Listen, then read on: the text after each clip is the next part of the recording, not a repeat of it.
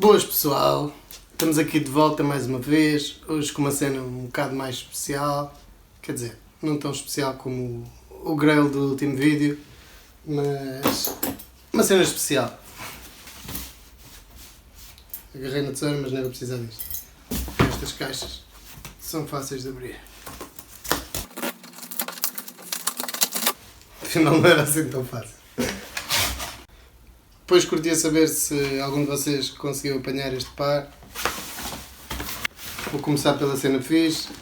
Eles ofereceram-me o par de meias do Copy It or Drop It do Dia dos Namorados. Big up para a Silva. Ora, hoje temos aqui uma caixa da Nike, mas não deixa de ser de Jordan na mesma.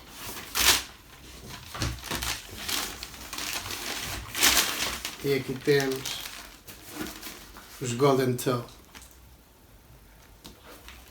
Pá, sinceramente, eu não estava muito interessado neste par. Inscrevi-me no raffle por acaso e tive a sorte de ter ganho.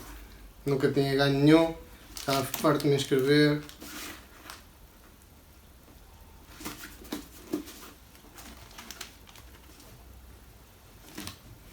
E finalmente aqui está. Estava aqui a ver a qualidade do par em si. É um bocado diferente. É assim meio plastificado, brilhante. Um bocado diferente do que estou habituado a ver.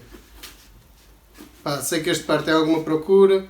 Vi que anda pessoal a vendê-lo acima dos 280 euros.